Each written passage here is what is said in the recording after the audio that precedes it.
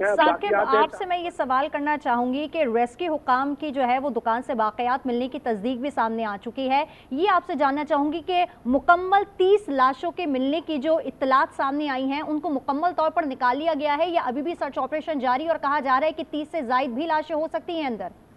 उस दुकान में? देखें इस दुकान के अंदर जो लाशें मिली हैं वो एक्चुअल में बाक़ियात हैं उन शहरियों की जो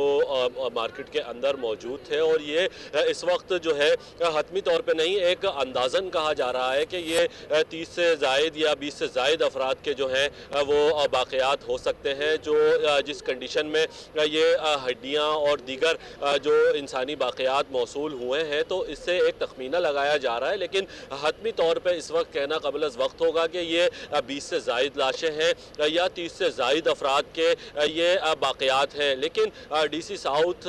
के जो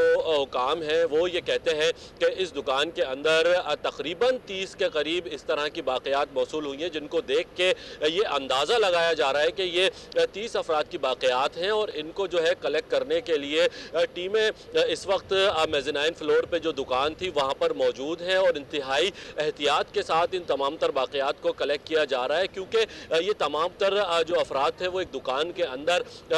जो है वो जमा हो गए थे आग से बचने के लिए। लेकिन जब बिल्डिंग कोलैप्स हुई है तो लेंटर और दीगर भारी जो आरसीसी के जो ब्लॉक्स थे वो इनके ऊपर गिरे हैं, और आग की शिद्दत बहुत ज़्यादा थी, जिसकी वजह से ये तमाम तर जो दुकान में अफराद मौजूद थे ये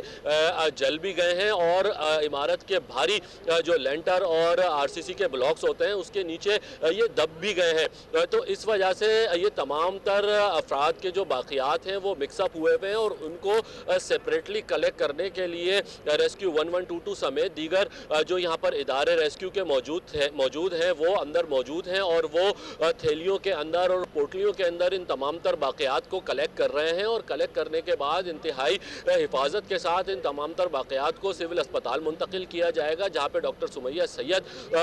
ठीक है। साकिब, एक दफ़ा फिर मैं आपसे पूछना चाहूंगी कि जिस तरह गुल प्लाजा की दुकान से 30 लाशें मिलने की इत्तलात सामने आई हैं और आज़ा की सूरत के अंदर वो लाशें जो हैं वो बाहर निकाली जा रही हैं, तो अभी भी इस वक्त सर्च ऑपरेशन का जो सिलसिला है वो जारी है या नहीं है, या फिर रुक गया है?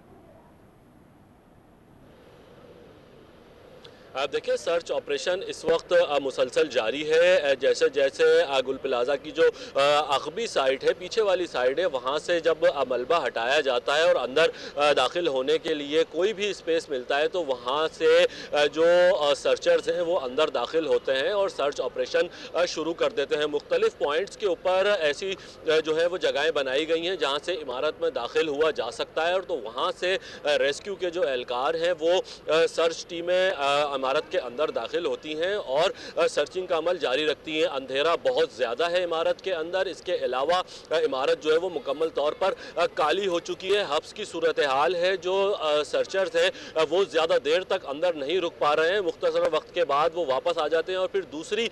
जो साइड होती है वहाँ से अंदर दाखिल होने की कोशिश करते हैं। और इस वक्त भी ये सिलसिला जो है वो मुसलसल जारी है। मुख्तलिफ टीमें तश्कील दी गई हैं जो कि यहाँ पर पहुँच रही हैं और अंदर जा कर के सर्चिंग का अमल